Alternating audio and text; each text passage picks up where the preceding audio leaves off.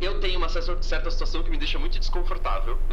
E aí eu fiquei pensando se as pessoas têm situações parecidas que você se sente super desconfortável. Todo mundo tem alguma situação que se sente super desconfortável? Eu tenho. Então, e a minha é...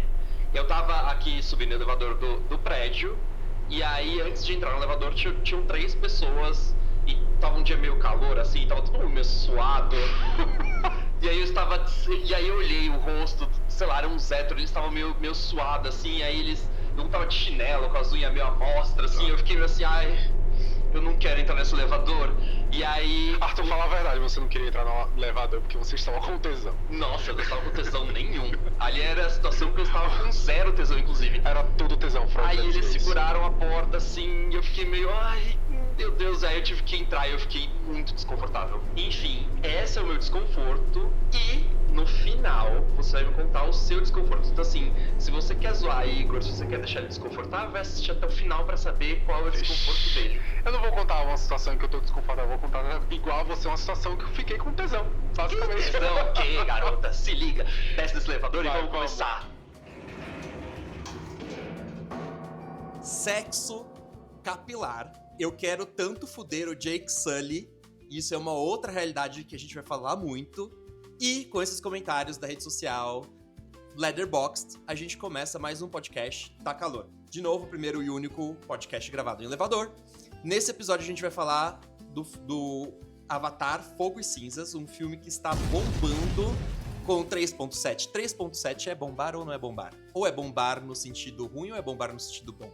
3.7 é uma nota boa, dentro dessa média esquisita que o Letterboxd cria, baseado em todas as estrelas que todo mundo dá pros filmes. Então, em tese, 3.7 no Letterboxd está sendo para Avatar, Fogo e Cinzas uma nota boa. E quem é o criador de Avatar? O que você pode falar pra gente deste homem que fez essa série? James Cameron é aquele nerd muito esquisito que, tipo, na verdade... E eu amo o fato que, por exemplo, ele é canadense, ele não é americano. Gostamos. É, exatamente. Ele é daquele tipo de pessoa que ele pede desculpa por algo que nem sequer ele fez. E o James Cameron tem uma mania muito interessante de sempre tentar juntar um aspecto tecnológico com as histórias que ele cria. Como a frase mesmo que ele falou, na entrevista que ele deu pro Letterboxd, ele fala que o cinema desde sempre, desde o primeiro, é uma arte tecnológica. Então por que não sempre desenvolver mais tecnologias para usar no cinema, né? Todo mundo tem que estudar lente, todo mundo tem que estudar câmera, todo mundo tem que estudar revelação de tipo de filme, tipo de negativo diferente. Então, assim, por que não sempre tentar evoluir a tecnologia junto com o cinema? Então, ele é um pouco desses, assim. Dos filmes de James Cameron que a gente botou aqui, né? Porque o homem tem um monte, mas a gente tem Piranha 2, Assassinas Voadoras, 1982. Eu não assisti Piranhas 2. Você assistiu? É a sua cara esse filme, né? Piranhas 2, Assassinas Voadoras. É Ai. feito pra você, inclusive. Acho que você devia botar no topo da tua lista. É, porque o primeiro é você, né? A Piranha Master. O Exterminador do Futuro. Um grande ícone, maior Um ícone. grande ícone de Arnold Schwarzenegger. Muito bom, 1984. Alien, o Resgate. Outro que é... Eu não sabia que ele tinha feito Aliens. Esse Aliens tem esse detalhe muito importante, que é Aliens, o Resgate, tem esse detalhe. Porque o primeiro Alien, que é o do Ridley Scott... Esse é o terceiro, ou esse é o segundo? Esse é o segundo. O primeiro, que é o do Ridley Scott, você tem um único Alien que toca o terror na nave. Quando esse Aliens, o Resgate, apareceu no plural, ele é muito legal porque exatamente é uma infestação. E isso tá dentro um pouco do estilo do James Cameron de sempre trabalhar essa escala um pouco maior do que outros diretores conseguem fazer. Ele sempre gosta de pegar assim, eu tenho essa ideia, como eu escalono essa ideia ao máximo que eu posso? Então ele pega o primeiro Alien e forma Aliens, e é uma delícia. O Exterminador do Futuro 2, o julgamento final, outro que é um bafo, porque pra mim... Porque temos aqui uma revolução nos efeitos especiais. James Cameron chegou e disse assim, vamos revolucionar efeitos especiais? Pá! É usado como referência pra esse povo levemente incel até hoje. Você quer falar de Titanic? Falo de Titanic, 1997. Ele lançou, acho que talvez... Não sei se eu posso falar que essa é uma das grandes referências de cinema, mas eu acho que teve um impacto cultural tão grande, tão forte, Porque é isso. Reset cultural, Titanic. Não, Eu amo. É bizarro, eu amo também. Aquela cena clássica. Eu sou o Titanic, você é Piranhas 2, eu sou o Titanic, aquela cena fofinha, romântica, todo mundo morrendo ali no final. De jeito nenhum, eu velhinha com 100 anos em lábios e tal, meu amor, jogando Arthur, você é uma safada, entenda isso. menina, pare com isso. Não, e Titanic tem um pouco disso que eu tava falando em Aliens, que é essa coisa da escala gigante. Ele pega uma história e é uma história de um navio gigantesco e ele passa essa sensação. Ele construiu um pedaço do navio. Ele foi completamente obcecado, né? Ele foi o primeiro a visitar, não lembro, teve alguma coisa assim, que ele foi visitar as ruínas do Titanic. Ele fez um mapeamento pra fazer um barco muito parecido com o Titanic, porque ele foi lá embaixo. Bizarro. E aí, continuando, aí sim a gente entra, depois de, sei lá, quase 12 anos, aí 2009 ele lança o primeiro Avatar, e desde então ele está na saga Avatar. Aí a gente teve, em 2022, O Caminho da Água, foi o segundo filme. E o terceiro filme que a gente vai falar hoje, que é o Fogo e Cinzas, que foi lançado agora em dezembro de 2025. Avatar é isso, já tem quase 20 anos de filme e é uma grande loucura. Eu meio que amo, eu gosto muito de Avatar, gosto muito de Avatar O Caminho da Água. Aí o Fogo e Cinzas, ele deu uma... Ele tem uns negocinhos. E foi muito legal entender que na hora que ele assistiu O Senhor dos Anéis, pelo menos é o que eu li, que ele viu o Gollum aparecendo e falou, tá, agora é o meu momento, eu já posso fazer os bichos azul aparecendo. É, porque ele queria os bichos azul. Tem uma teoria, sabe, terraplanismo, vozes da minha cabeça, que ele queria, na verdade, fazer Avatar O Caminho da Água sempre. Ele fez, obviamente, Avatar pra começar essa saga de Pandora e etc. Mas na minha cabeça, eu acho que ele queria fazer O Caminho da Água porque o James Cameron é obcecado pelo oceano.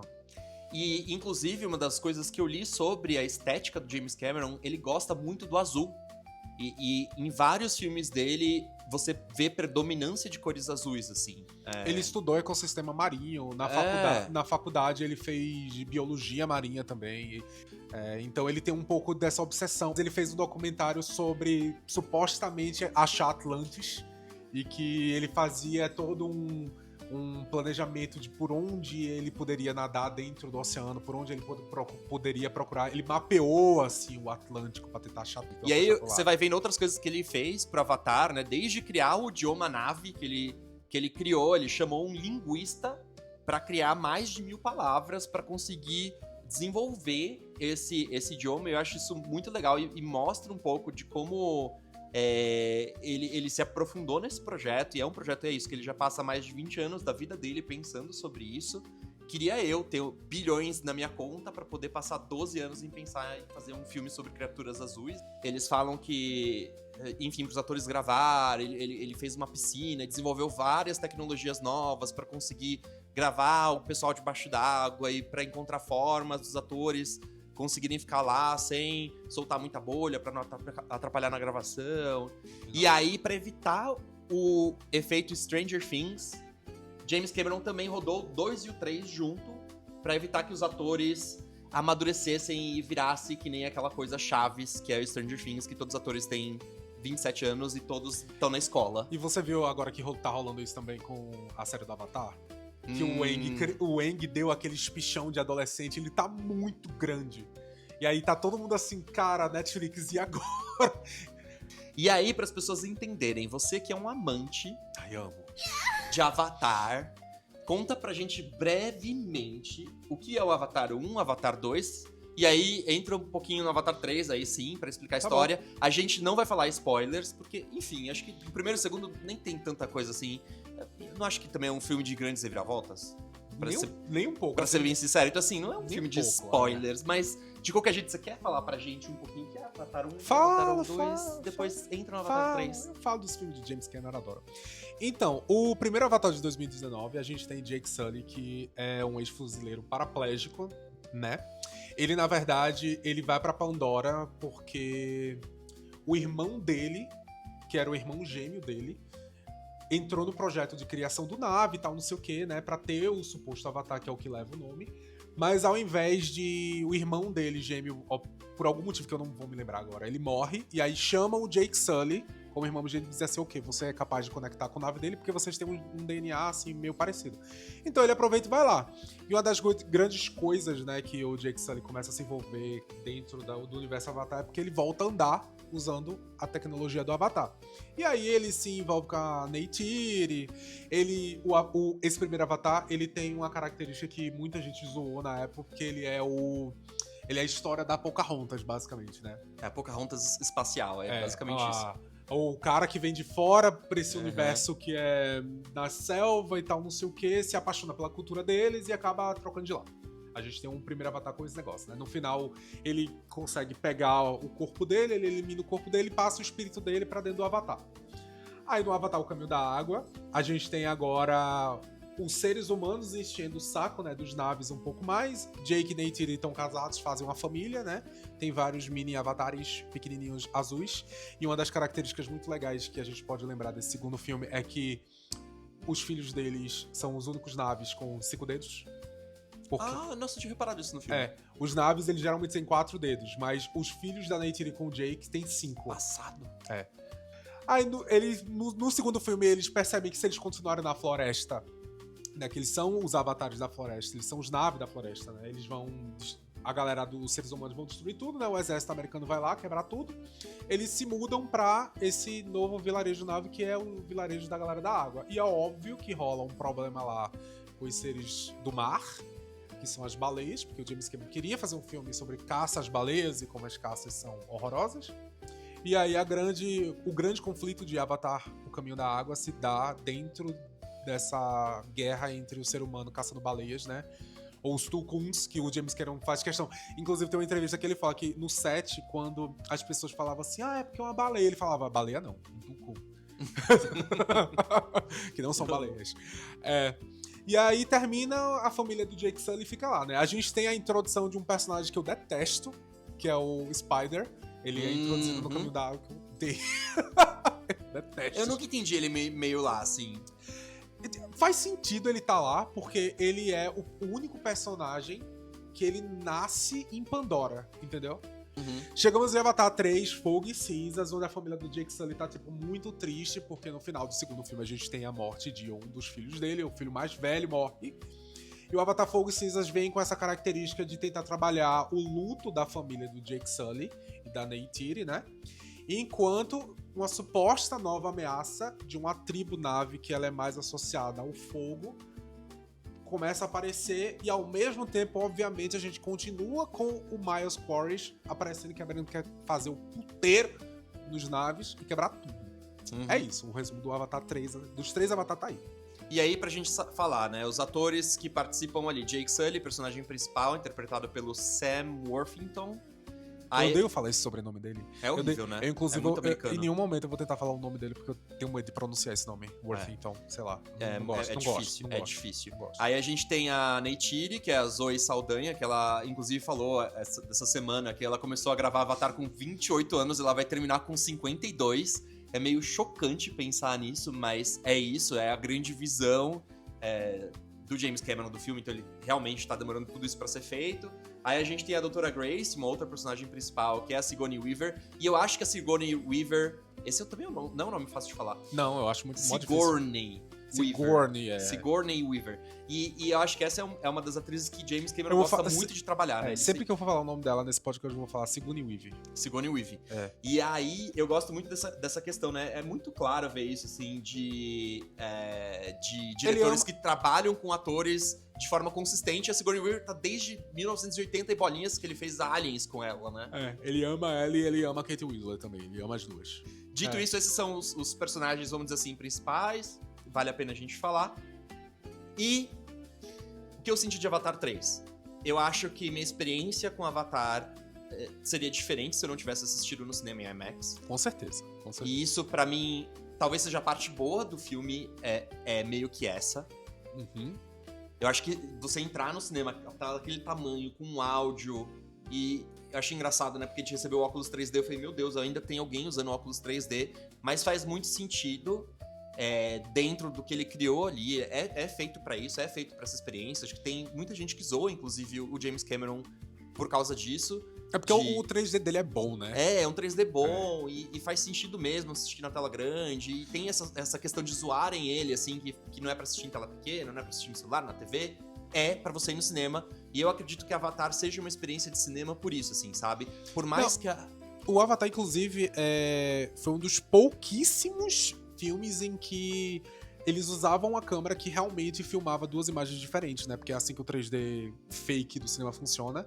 Eles têm, tipo, é como se ela filmasse um pouco pra direita e um pouco pra esquerda ao mesmo tempo e você fizesse a compilação. Meio que quase todos os outros filmes da indústria passavam por um processo de tentar reproduzir o 3D. E é por isso que o 3D ficava horroroso. Em vários filmes não funfou. Mas o James Cameron, ele faz questão de filmar com essas câmeras. É por isso que o 3D funciona. Não, e eu fiquei muito impactado, assim. Então, eu acho que a minha experiência teria sido outra se eu não tivesse no cinema, no IMAX, assistindo em 3D, porque eu acho que vale muito a pena. Eu acho que se eu recomendaria qualquer pessoa assistir um cinema em 3D no IMAX, seria Avatar ainda. É um filme bonito de assistir, então acho que É belíssimo. muita gente perdoa muita coisa que acontece nesse filme e em toda a série, porque isso é um filme lindo. Realmente, ele criou um universo muito profundo.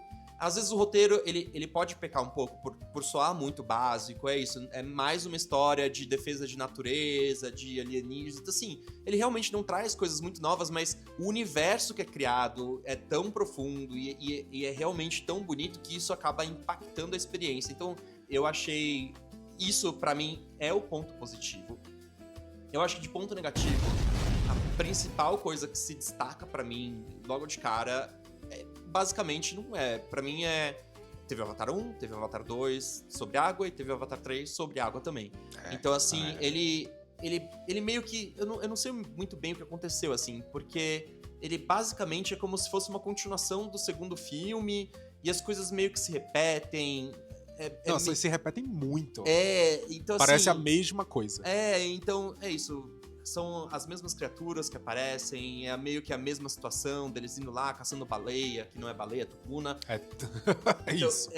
Então, assim, isso me cansou um pouco. Por mais que eu realmente, eu gosto muito de Avatar, mas eu senti isso um pouco repetitivo. Eu tava esperando outra coisa. Quando eu falei, não, eu não assisti nem trailer, porque eu queria ser surpreendido pelo filme.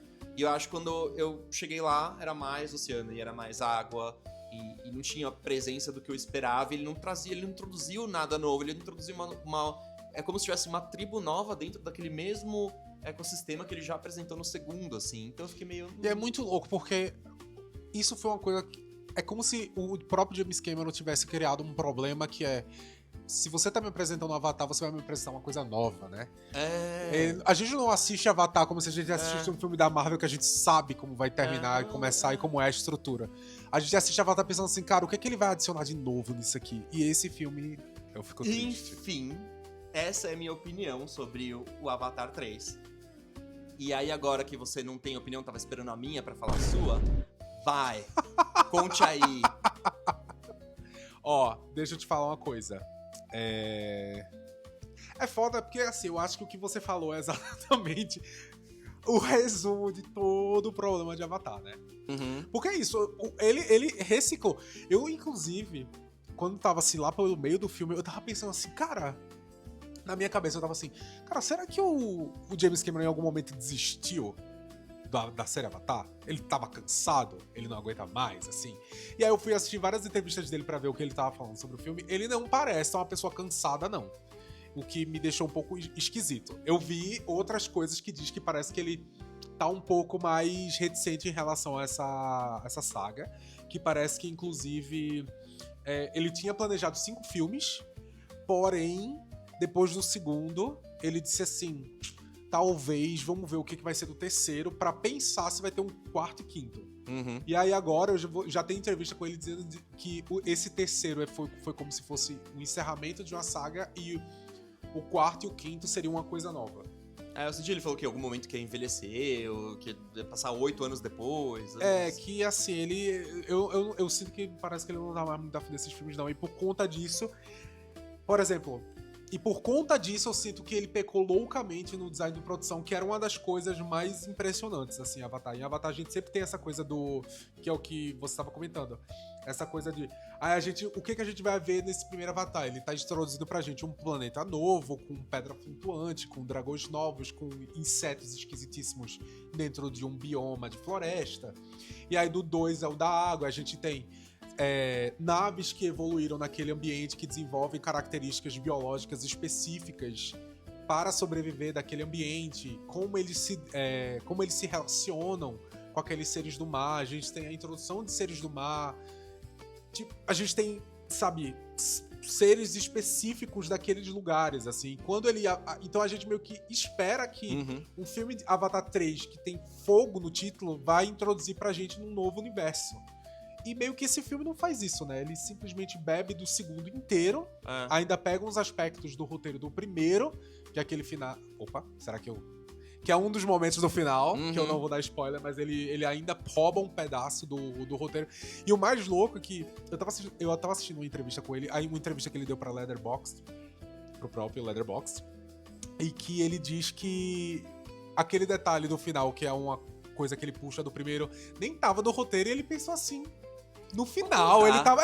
Ele disse assim, e se eu simplesmente chegar pro Sam, né, o cara que faz o Jake Sully, e falar assim, o que você acha? Ele literalmente chegou pro cara e disse assim, o que você acha? Ele, vamos nessa. E eles adicionaram esse final do filme. Então você vê que parece que não tava muito bem organizado o que eles queriam nesse terceiro filme, e ele só foi lá e fez. Foi um pouquinho decepcionante pra mim, principalmente levando em consideração essa coisa sempre nova que ele traz, que não tá muito nesse escopo de coisas novas não, do James Cameron. Tudo é meio básico, tudo é meio triste nesse filme. O que você achou, por exemplo, da Tribo Nova? Então, pra mim é uma coisa... tão qualquer coisa. Eu tava esperando quando o título do filme é Fogo e Cinzas.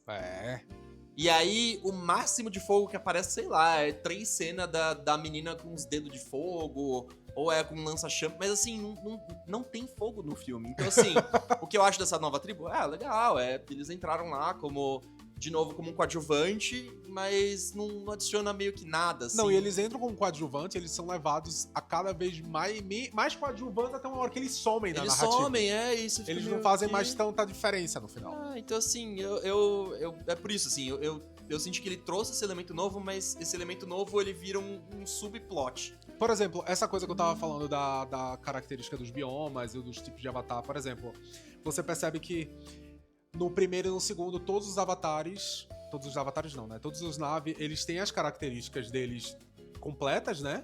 Mas eles têm umas características específicas que tornam eles criaturas diferenciadas um do outro.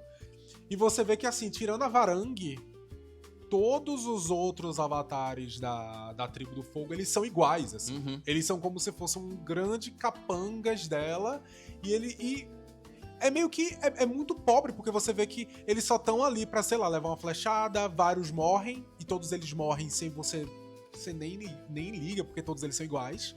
Tirando ela, você vê que nem a preocupação com o principal da série dele, né, que geralmente são os Na'vi, ele se preocupou, assim, em criar uma diferenciação dentro daquela tribo. Tirando ela, aquele povo de Fogo da Cinza, eles meio que não são nada.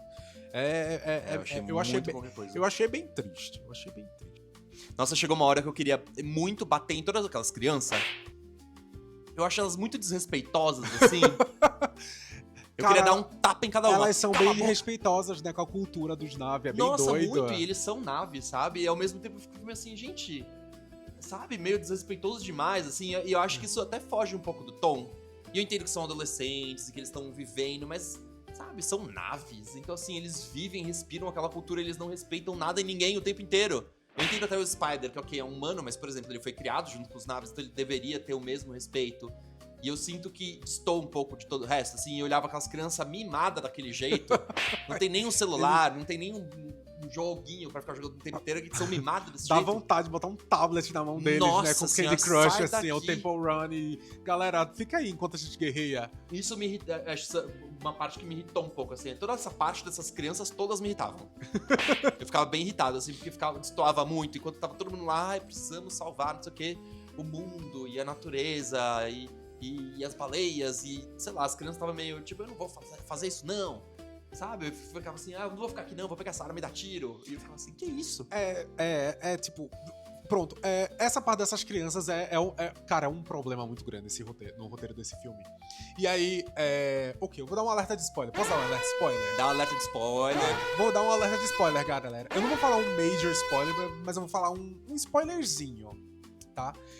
Só pra vocês saberem. Quem não assistiu ainda, tipo assim, esse filme tem muitas mortes. Muitos personagens morrem.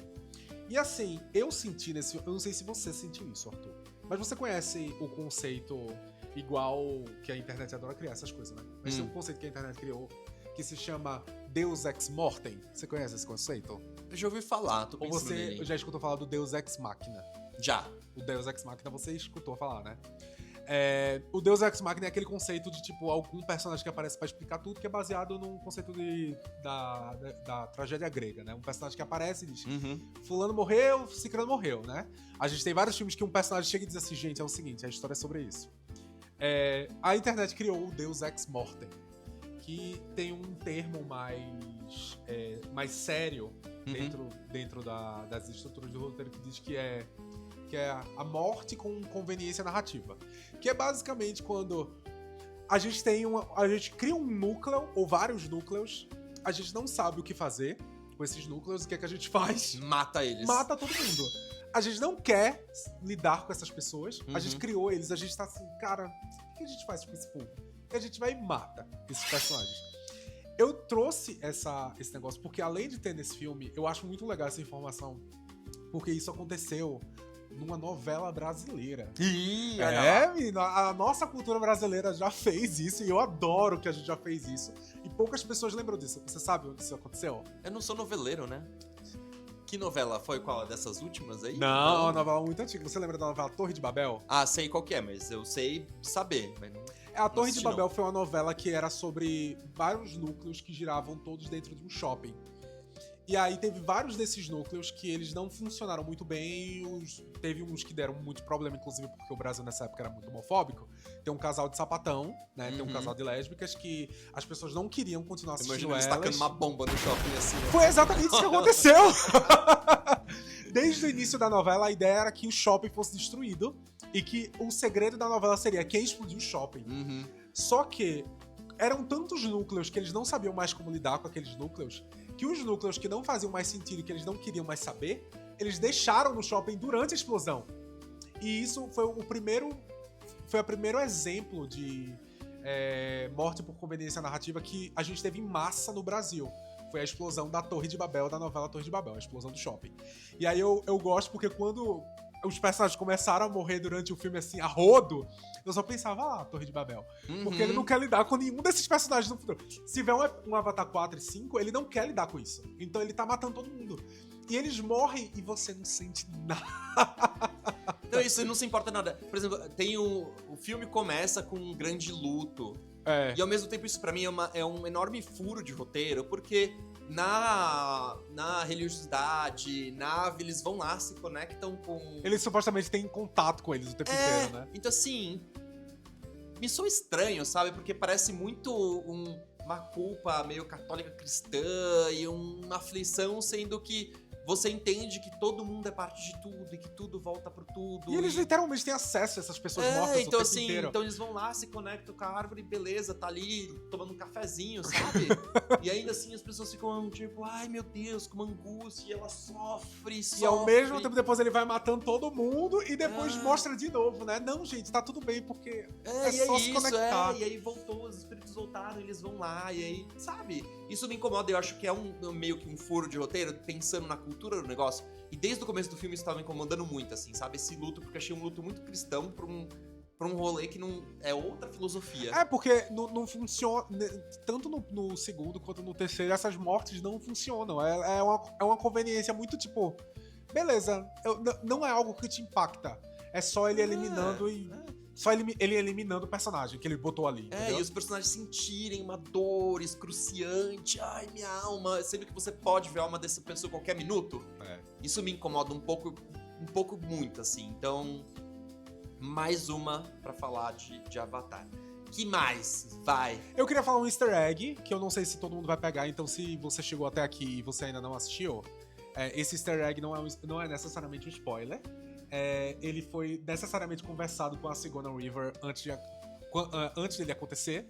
Mas a Sigourney Weaver, ela faz a filha, né? Ela é o Avatar criancinha, né? Uhum. Ela faz a filha miscigenada do Jake e da Neytiri. E aí o que acontece? No Aliens, o segundo, né, da série que foi o Aliens que o James Cameron dirigiu, tem uma cena em que a Sigourney Weaver tá tentando se salvar dos aliens junto com a filha dela. E aí, tem um momento que parece que a alien mãe lá vai pegar a filha dela e a Sigourney Weaver, ela surge montada num Evangelion. Eu amo, que é um robozaço assim. E ela diz algo parecido como assim, get over of her. Tipo assim, solte a minha filha. E ela fala a expressão, you bitch. E aí, tanto o James Cameron como a Sigourney Weaver, então, eles se organizaram pra, nesse filme, eles fazerem o contrário. A filha salva a mãe, no caso a filha salva a Neytiri, e ela fala, get over of my mother, you bitch. Get away from her, you bitch! Em referência ao diálogo que ela teve em Aliens 2. Isso acontece nesse filme. E é um momento bonitinho, assim, quando você diz assim, olha lá, eles se autorreferenciando, assim, com a mesma atriz que fez a personagem Eu lá gosto atrás. bastante, Na década de 80. Eu acho bem legal. Acabou pra mim. Então tá. Dito isso, a gente vai falar... Enfim, a gente já falou que a nota principal desse terceiro filme foi 3.7 no Letterboxd. Lembrando que o Letterboxd ele vai até 5. Que é mais ou menos a média dos outros dois filmes, assim. O Avatar primeiro também tem 3.7. E o Avatar segundo tem 3.6. Então, assim... Parece que acaba ficando na mesma, assim. Tem uma imagem na internet que eu amo muito, que pra mim acho que talvez... simboliza esse filme, que é aquela imagem, sabe, do cavalo formando, assim, que você vai falando de série, né? Então é a bunda, aí o corpo e aí a cabeça totalmente, tipo, péssima. E nesse filme eu vi um post que era exatamente isso, assim, sabe? Avatar 1 era uma bunda, Avatar 2 era uma bunda e Avatar 3 era uma outra bunda, assim, sabe? Que parece que não sai do lugar. Então, assim, ele desenvolve, mas não desenvolve. Apesar que 1 e 2 eu até sinto acho isso que mais. o primeiro e o segundo eu sinto uma eu mas o terceiro estarei voltou a nas ser bunda de novo. Eu estarei nas trincheiras pelo primeiro e pelo segundo. E aí, olhando comentários pra entender o que as pessoas estavam falando sobre esse terceiro filme, eu amo as pessoas porque elas são muito safadas pelos personagens. Basicamente, todos os comentários giram ao redor de querer fazer sexo capilar com o Jake Sully, ou, enfim, de outras formas. Mas eu amo esse comentário, o avatar mais safado de todos. O sorrisinho cafona do Quaritch, enquanto a Varang monta nele é real demais, né? Então, assim, é uma safadeza. Não, e todo mundo no cinema riu, né? Sim. E aí, tem gente que fala muito sobre as cores do filme, né? Então, esse comentário fala muito, lindo pra passar em loja de televisão. Esse é o filme clássico que você vai entrar na loja de televisão e vai estar ali, passando, e a imagem da televisão vai ser extremamente linda, muito mais do que você vai ter em casa. Nítida, e acho que isso é um pouco o filme. Aí a gente tem outros comentários, mal posso esperar pra ver o Jake Sully voltar em Avengers Doomsday. E eu super imagino um avatar de 2,5 metros atirando aquelas flechas gigantes, que realmente é engraçado. Quando ela atinge um humano deste tamanhinho, eu sempre ficava assim, maravilhoso. Ainda usando papiros. Galera, essa vadia me derrubou. Basicamente, Papyrus é aquela fonte de Windows cafonérrima. Eu amo. James Cameron, um bilionário, contrata um designer pra fazer essa, né, tipo, foi botar Papyrus É quase ali. como se ele colocasse Comic Sans, né, no título. Nossa, é muito. Eu fico meio passado com isso, assim, sabe? Gente, não é possível. É quase como se ele usasse Comic Sans, né? Já começou, vai até o final e tudo bem, né? Tá entregue.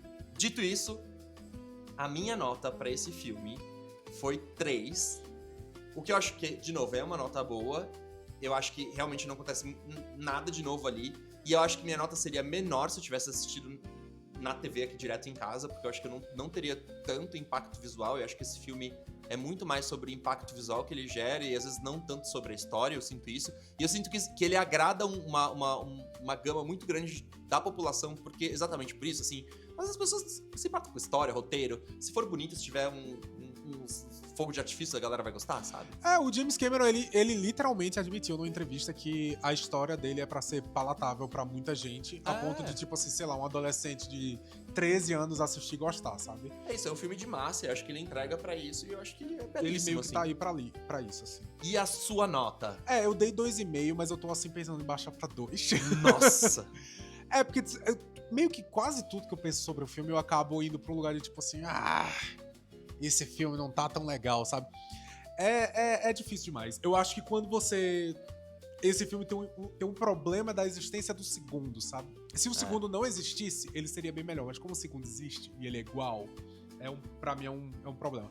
Então tá 2,5, mas tá quase indo pra 2. Assim, vez ou outra eu penso assim, se eu der 2 pra esse filme, tá por aí. E é isso, gente. Mais uma vez, chegamos ao final de mais um podcast. Se você ainda não segue a gente, vai lá, segue a gente. Procura a gente no Instagram, tamo por ali. Dá 5 estrelas aqui no Spotify, onde você estiver escutando. E não se esqueçam, semana que vem tem mais. É isso. Então vamos lá, eu comecei falando de desconforto e você, pra provar que não é uma psicopata... Porque a maioria das situações eu não fico desconfortável, não. Eu tô bem, não ligo pra ninguém. Que isso, garoto? Tem que ter alguma coisa que te deixa desconfortável. Não é possível que alguém consiga ser tão nem sangue aí frio. pra ninguém. Geralmente eu tô nem aí. Mas, cara, eu tava pensando aqui, enquanto a gente tava falando dos nave. Tem uma que geralmente me pega e é muito específica. Que é, sabe quando você tá no Uber e ele dá play no áudio que ele recebeu? E esse áudio pode ser qualquer coisa. A sensação, segundos antes da pessoa começar a falar que eu sei que ele está dando play, me dá um certo nervoso. Eu já escutei, assim, sei lá, a mulher brigando horrores, assim, com o cara e ele pedindo desculpa. E eu assim, então, eu tô aqui, então odeio quando o Uber dá play em áudio. Comigo dentro. Tá vendo? Até uma psicopata, que nem essa aqui, sente desconforto aqui com algo. Eu estou assim, ó, passado. Pronto, você venceu.